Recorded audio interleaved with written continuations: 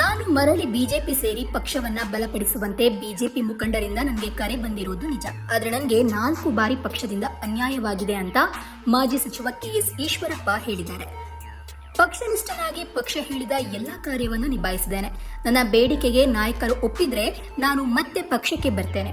ಈಗ ಸದ್ಯಕ್ಕೆ ಅಂತಹ ಪರಿಸ್ಥಿತಿ ಇಲ್ಲ, ಹಾಗೆ ನನಗೆ ಅರ್ಜೆಂಟ್ ಕೂಡ ಇಲ್ಲ ಅಂತ ಹೇಳಿದ್ದಾರೆ. ಏನು ಮೂಡಾ ಸೈಟ್ ಹಗರಣದ ಬಗ್ಗೆ ಈಶ್ವರಪ್ಪನವರು ಹೆಣ್ಣು ಮಕ್ಕಳನ್ನ ಬೀದಿಗೆ ತರಲಾಗ್ತಾ ಇದೆ, ಹಗರಣ ನಡೆದೇ ಇಲ್ಲ ಅಂತಂದ್ರೆ ತನಿಖೆ ಮಾಡುವಂತೆ ಹೇಳಿದ್ಯಾಕೆ?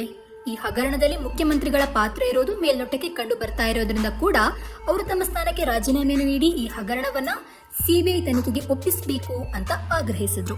ಇನ್ನು ಸ್ನೇಹಿತರೆ, ಯಡಿಯೂರಪ್ಪ ಕುಟುಂಬದ ವಿರುದ್ಧ ಸಿಡಿದೆದ್ದು ಕಳೆದ ಲೋಕಸಭಾ ಚುನಾವಣೆಯಲ್ಲಿ ಪಕ್ಷೇತರವಾಗಿ ಸ್ಪರ್ಧಿಸಿದ್ದಂತಹ ಹಿರಿಯ ನಾಯಕ ಕೆಎಸ್ ಈಶ್ವರಪ್ಪ ಮತ್ತೆ ಬಿಜೆಪಿಯಲ್ಲಿ ತೊಡಗಿಕೊಳ್ಳುವ ವಿಚಾರದಲ್ಲಿ ದುಡುಕಿನ ನಿರ್ಧಾರವನ್ನ ತೆಗೆದುಕೊಳ್ಳೋದಿಲ್ಲ ಅಂತ ಹೇಳಿದ್ದಾರೆ.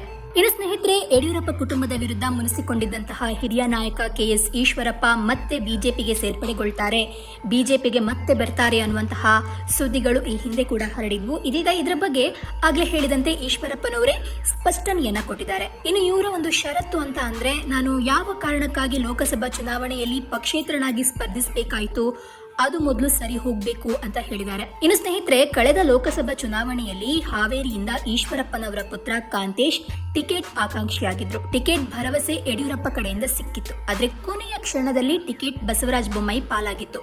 ಇದರಿಂದ ಸಿಡಿದದ್ದಂತಹ ಈಶ್ವರಪ್ಪ ಶಿವಮೊಗ್ಗದಲ್ಲಿ ಪಕ್ಷೇತರರಾಗಿ ಕಣದಲ್ಲಿದ್ರು. ಈ ಕಾರಣಕ್ಕಾಗಿ ಅವರನ್ನ ಬಿಜೆಪಿಯಿಂದ ಉಚ್ಚಾಟಿಸಲಾಗಿತ್ತು. ಏನೋ ಈಗ ಲೋಕಸಭಾ ಚುನಾವಣೆ ಮುಗ್ದಿರೋದ್ರಿಂದ ಮತ್ತೆ ಈಶ್ವರಪ್ಪನವರನ್ನ ಬಿಜೆಪಿಗೆ ಕರೆತರುವಂತಹ ಮಾತುಗಳು ಕೇಳಿ ಬರ್ತಾ ಇವೆ.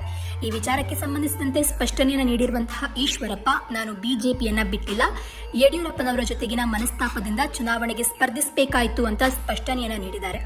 ಆದ್ರೆ ಯಡಿಯೂರಪ್ಪ ಹಾಗೆ ಈಶ್ವರಪ್ಪನವರು ನಡೆದಂತಹ ಈ ಗದ್ದಲ ಸರಿ ಹೋಗುತ್ತಾ?